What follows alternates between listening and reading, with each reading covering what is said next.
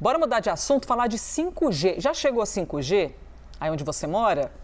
Talvez não, né? Porque é um avanço em doses homeopáticas. Nesta semana, o 5G chegou a mais 3 capitais: Belo Horizonte, João Pessoa e Porto Alegre, que se juntaram a Brasília para oferecer essa tecnologia. O 5G promete melhora na velocidade de internet, principalmente nisso aqui, ó, gente, nos nossos aparelhos celulares, e uma estabilidade maior da conexão. Quem nunca, né? Esse momento de pandemia trouxe isso e muito pra gente. Reuniões online que travam porque a conexão não está boa. Uma ligação importante que você está por meio de uma chamada de vídeo que trava muitas vezes porque a conexão não está boa. Sobre a chegada da tecnologia no país, a gente conversa agora com o Eduardo Tude, que é presidente da consultoria Teleco. Muito boa tarde, hein, Eduardo? Obrigada pela gentileza de conversar com a gente. Boa tarde a todos. Eduardo, eu citei agora a questão desse momento de pandemia, a quantidade de reuniões, por exemplo, que ocorreram à distância, e todo mundo sabe um pouco o que é isso, né? De você estar usando a internet e ela não está funcionando direito, você está pagando seu plano em dia, a internet não está boa, ou quando você está com os dados do celular não funciona muito bem. Na prática, aos pouquinhos, nesse aspecto também, a gente vai poder ver mudança?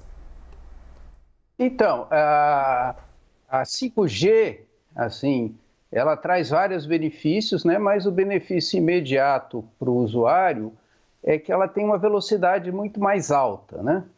E com isso, você vai ter uma velocidade cerca de 5 vezes a que você tem hoje no 4G, né? Então, você vai ter uma latência menor também, o que facilita, como você falou, você usar ele para reuniões, né? Como a gente faz hoje através da banda larga fixa, vai ser mais fácil fazer no 5G, né?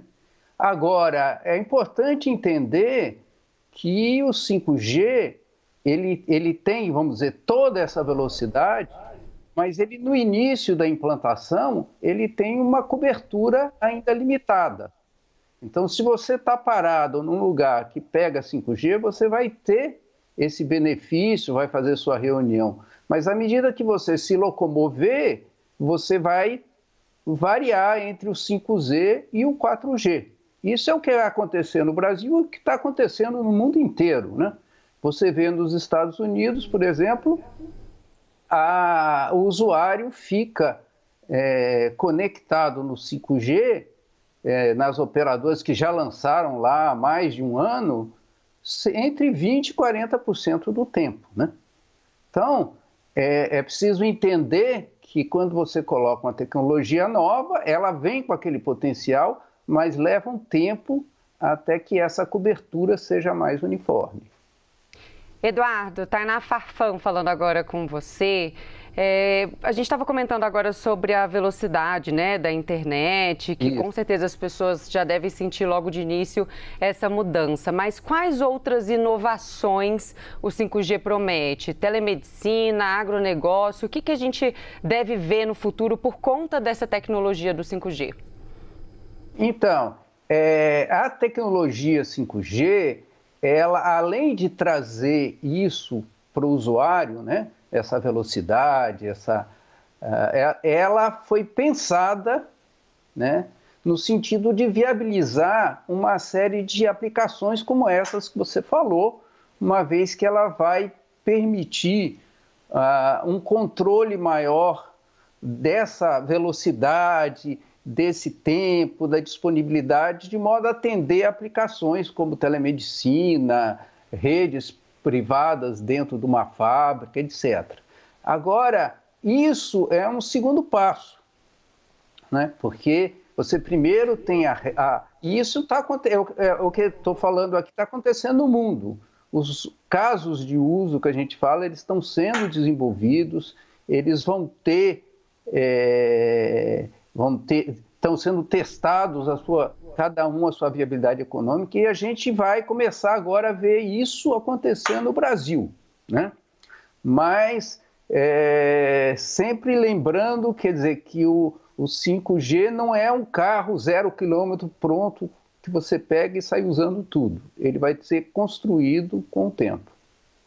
Sim, excelente você ter dito isso, porque é importante a gente conseguir compreender, até aproveitando o gancho aqui da pergunta da Tainá, compreender em quais aspectos, né, ele pode ser aplicado. Então, por exemplo, em uma indústria, com a chegada do 5G, não é, Eduardo? Você precisa de seres humanos pensantes que desenvolvam alternativas para usar esse 5G. De que maneira exatamente isso poderia ser aplicado? De repente, máquinas serem operadas com maior eficiência ou operá-las à distância? Como exatamente o 5G poderia chegar para ajudar na evolução industrial, por exemplo? Então, como você colocou, o 5G é uma plataforma que permite uma série de aplicações que têm que ser desenvolvidas. Então, numa fábrica, por exemplo, hoje você tem uma linha de produção que é muito, vamos dizer, fixa, né? Quer dizer, você montou ela, você não tem flexibilidade nenhuma. Com o 5G, você consegue monitorar tudo o que está acontecendo, né? E, inclusive, a localização das coisas e automatizar muito esse processo. Um exemplo bom é o que está acontecendo nos portos, né? Que você tem aquele monte de containers, um monte de coisa, guindastes. Com o 5G, você consegue colocar um dispositivo em cada container de baixo custo e monitorar tudo, de uma sala de controle, né, onde você sabe onde está cada container, você aciona o guindaste que vai pegar ele, vai botar no navio. Então, com isso, você tem um ganho de produtividade muito grande, né? Então, isso, numa escala de porto, fica mais fácil para a gente ver, mas isso acontece também na fábrica com coisas menores, né? E isso traz um grau aí de aumento de produtividade que as experiências que estão sendo feitas aí no mundo têm mostrado, né? E existem outras aplicações, o caso de Minas hoje, em que antes você tinha todo um trabalho insalubre e você hoje consegue fazer com caminhões robôs e outros tipos de dispositivos. Porque o 5G ele traz também uma facilidade de localização de objetos com muita precisão, que são fundamentais para esse tipo de aplicação. Eduardo, o 5G está chegando aos pouquinhos, né? Cidade por cidade, começou aqui por Brasília. Por que ele não chega de uma vez para o Brasil inteiro? O que justifica ele ter que chegar aos pouquinhos, e passando por testes e evoluindo aos poucos?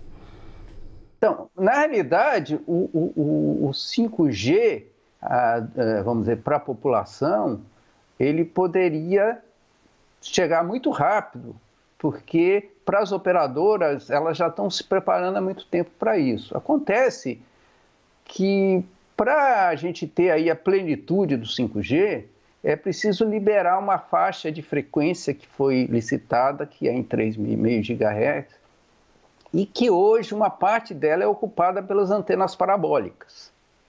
Então, se você ativasse isso nas cidades brasileiras todas, você estaria interferindo com esses usuários.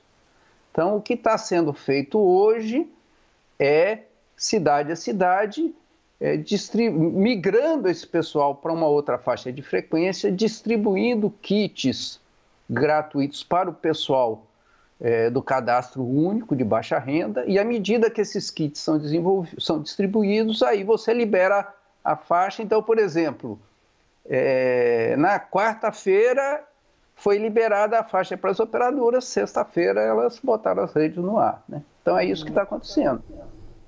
Muito bem, ouvimos. Perdão, Eduardo, lhe interrompi sem querer. Nada, e por isso a gente vai ver aí isso acontecendo já dentro de um cronograma e nos próximos, até daqui a 4 anos, está tudo liberado.